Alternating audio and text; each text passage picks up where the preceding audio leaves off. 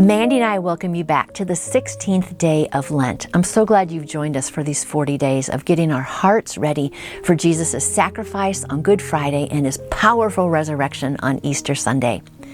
Today we're going to be looking again at the Olivet Discourse, where Jesus is talking with his disciples and people, and this is from Matthew chapter 25. The parable of the 10 virgins, Matthew 25.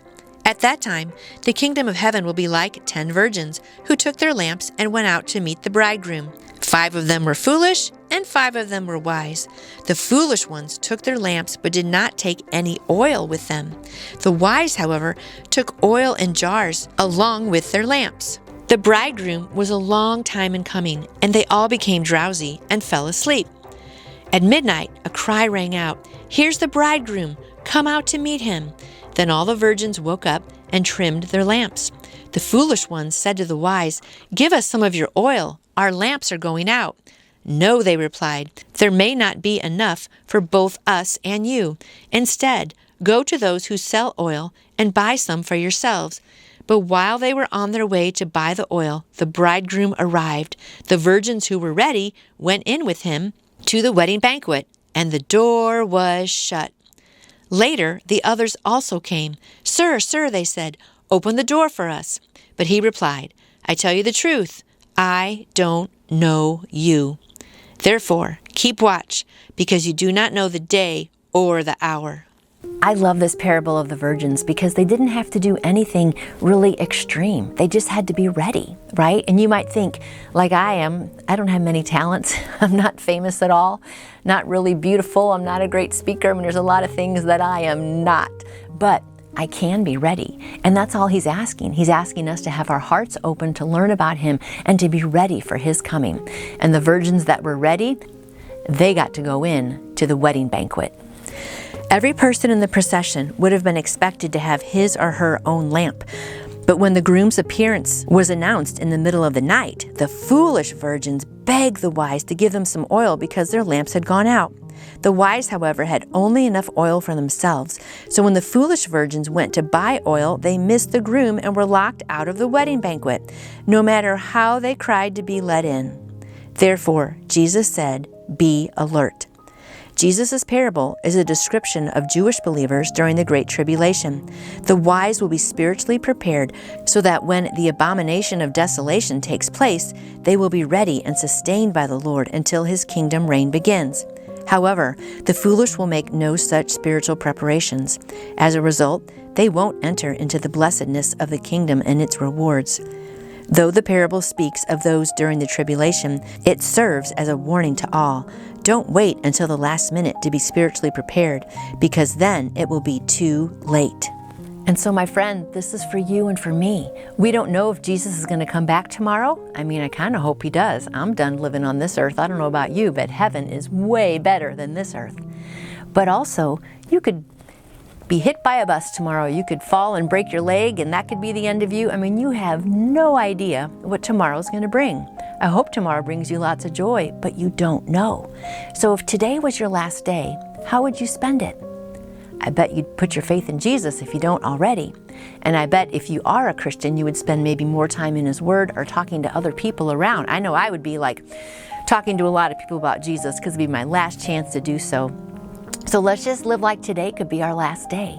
And if you haven't put your faith in Jesus, my friend, please do. You don't want to be like those people who are on the outside, right? And that are knocking and they can't get in. You don't want to be them. You want to be the ones who are ready to go.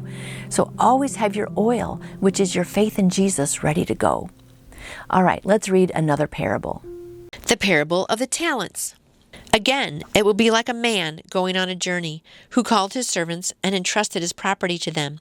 To one he gave 5 talents of money, to another 2 talents, and to another 1 talent, each according to his ability. Then he went on his journey. The man who had received the 5 talents went at once and put his money to work and gained 5 more. So also the one with 2 talents gained 2 more. But the man who had received 1 talent went off, dug a hole in the ground, and hid his master's money. After a long time, the master of those servants returned and settled accounts with them. The man who had received the 5 talents brought the other 5. Master, he said, you entrusted me with 5 talents. See, I have gained 5 more. His master replied, well done, good and faithful servant. You have been faithful with a few things. I will put you in charge of many things. Come and share your master's happiness. The man with 2 talents also came. Master, he said, you entrusted me with 2 talents. See, I have gained 2 more. I have here, you should read the word, reflect, and apply. His master replied, well done, good and faithful servant. You have been faithful with a few things. I will put you in charge of many things. Come and share your master's happiness. Then the man who had received the 1 talent came. Master, he said, I knew that you were a hard man, harvesting where you have not sown, and gathering where you have not scattered seed. So I was afraid, and went out, and hid your talent in the ground. See, here is what belongs to you. His master replied, you wicked, lazy servant. So you knew that I harvest where I have not sown, and gather where I have not scattered seed? Well then, you should have put my money on deposit with the bankers, so when I returned, I would have received it back with interest. Take the talent from him, and give it to the one who has the 10 talents. For everyone who has will be given more, and he will have an abundance. Whoever does not have, even what he has will be taken from him. And throw that worthless servant outside into the darkness, where there will be weeping and gnashing of teeth. To teach his servants, the man gave talents. A talent was a unit of currency. Notice the servants didn't receive the same amounts. The first received 5 talents, the second received 2, and the third received 1, depending on each one's ability. In other words, the servants received based on their capacity. The master didn't give any of them more than they could handle. When their master departed, the servants with 5 and 2 talents went out and doubled what they had been given. But the man who had received 1 talent went off, dug a hole in the ground, and hid his master's money. If you're a Christian, God has given you 3 things to steward. First, until Jesus returns, you have time, the day-to-day context in which kingdom opportunities arise. Second, every believer has talents, abilities, or skills that are gifts from God to develop and use for His kingdom purposes. Third, you have treasures, financial resources. Your money isn't merely for your enjoyment, but for kingdom advancement. Much like the servants in the parables, no 2 of us have the exact same time, abilities, or treasures. The Lord has distributed what we have to be used based on His perfect will and knowledge of our capacities. The question is not what or how much you have. The question is, what will you do with what you've been given? I love this parable because one had 5, one had 2, and the other one only had 1. And you just think, oh, the poor guy with 1, but maybe that's all that person could handle. It says right here that He's only going to give us what we can handle.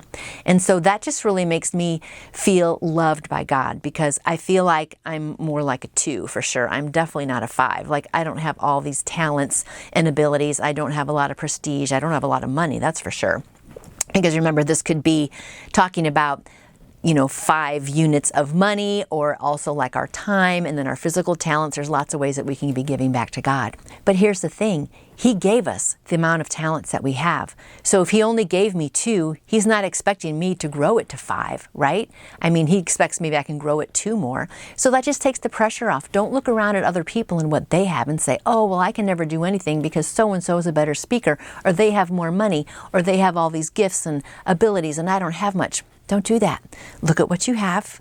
If you're a 2, like me, then you take that 2 and you make that 2 grow as big as you can make that 2 grow. And don't worry about the guy who has 5. And don't worry about the person who has 1. You worry about you. So if you're a 2 or a 3, then you just use those 2 or 3 abilities, talents, money, time. You use that to the best of your ability. That's what Jesus is getting at here. And most of us, we don't use it to the best of our ability. So let's start tomorrow, or start today. Let's start today and use that. Like I've said before, can you fix a toilet? You go down your street or go into a poor neighborhood, there's somebody who needs a toilet filled. Can you make a meal? There's somebody who needs a meal. Do you like to drive around town? There's some elderly person who can't drive anymore who needs to go to a doctor's appointment. So in those ways, we can be serving God by serving all these other people with the talents that He gave us in the first place. In this parable, a man gave his possessions to each of his 3 servants before he went away on a journey, so they might manage them for him in his absence. This is a picture of what Jesus has done. Though he has gone away, he will return. In the meantime, he has given us his possessions to steward. Importantly, a steward is not an owner, but one who manages the owner's possessions. I'm going to read that one more time here. A steward is not an owner, but one who manages the owner's possessions. We are stewards of what God has given us, not owners. The Bible makes it clear that God owns everything, Psalm 24 and 50, and He expects us to protect and expand His possessions for the advancement of His kingdom in history. And now we have the sheep and the goats. When the Son of Man comes in His glory and all the angels with Him, He will sit on His throne in heavenly glory. All the nations will be gathered before Him, and He will separate the people from one another as a shepherd separates the sheep from the goats. He will put the sheep on His right and the goats on His left.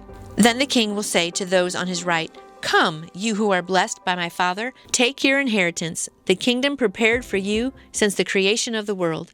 For I was hungry, and you gave me something to eat. I was thirsty, and you gave me something to drink. I was a stranger, and you invited me in. I needed clothes, and you clothed me. I was sick, and you looked after me. I was in prison, and you came to visit me." Then the righteous will answer Him, "Lord, when did we see you hungry and feed you, or thirsty and give you something to drink? When did we see you a stranger and invite you in, or needing clothes and clothe you? When did we see you sick or in prison and go to visit you?" The King will reply, "I tell you the truth, whatever you did for one of the least of these, my brothers of mine, you did for me." I got lots of notes to read here. This one here, we choose how we spend our money, time, and life. Talking about feeding people, visiting people, giving them clothes. Up here I have, God knows all about me and loves me. Give God the first fruits of my life, not the leftovers. Be a little Christ to others. And take every chance you have to serve others and share God. Say yes to all chances to obey God. And down here I have Zambia orphans. Then He will say to those on His left, "Depart from me, you who are cursed, into the eternal fire prepared for the devil and his angels. For I was hungry, and you gave me nothing to eat. I was thirsty, and you gave me nothing to drink. I was a stranger, and you did not invite me in. I needed clothes, and you did not clothe me. I was sick and in prison, and you did not look after me." They will also answer, "Lord, when did we see you hungry or thirsty, or a stranger, or needing clothes, or sick, or in prison, and did not help you?" He will reply, "I tell you the truth, whatever you did not do for one of the least of these, you did not do for me." Then they will go away to eternal punishment, but the righteous to eternal life. Finally, Jesus explained what would happen when the Son of Man comes in His glory. This is a picture of Christ's second coming at the end of the Great Tribulation, when He judges the nations who will be gathered before Him. He will separate them, the sheep from the goats. The sheep will be on His right, the place of honor, and will be ushered into His millennial kingdom. The basis for their division from goats will be the practical love and service they rendered during the tribulation to Jesus' brothers and sisters, the Jewish people, as an expression of their faith. Jesus will consider service rendered to His Jewish siblings as service rendered to Him, as a demonstration of faith in Him. Jesus will tell the goats to depart into the eternal fire prepared for the devil and his angels, for they refused to minister to the Jewish people during the tribulation period. Thus, Jesus will indict them for their indifference. This will be in keeping with the Abrahamic covenant in which God promised Abraham, "I will bless those who bless you, and I will curse those who treat you with contempt." Thus, the unrighteous of the nations will be sent away into eternal punishment.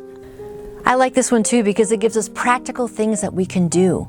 Are you too busy to serve God and other people? Are you too busy trying to redo your house or paint things or buy new curtains or buying a new car? Are you so worried about all the material things? Or are you taking that time and money to serve God's people?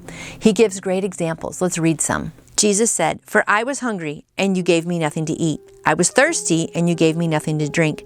I was a stranger, and you did not invite me in. I needed clothes, and you did not clothe me. I was sick and in prison, and you did not look after me." So when we bring a meal to people, when we visit them when they're sick, when we take people to the doctor, I've done prison ministry. It's pretty exciting, humbling as well. There's all kinds of ways that we can be reaching out physically. Here's one thing I love to hand out when I'm in my car. I call these blessing bags. And you can have like granola and peanut butter cups, tissues, some toothpaste, toothbrush, granola bars, some gum. These are great things to hand out to the least of these, the people who are on the street, right? Just keep them in your car seat right behind you. When someone comes, you just hand it right out. All kinds of things we can be doing to be serving God. And He loves it when we serve His children who are in need. And that's what He says is going to separate the sheep from the goats, if you're serving God's people or if you're not. Thank you for joining Mandy and I today for the 16th day of Lent, and I hope that you enjoyed learning about always being ready for the bridegroom to come, using the talents that God has given you, and make sure you're a sheep and not a goat by serving God's people. These are all great lessons for us to learn for Lent season and all year round.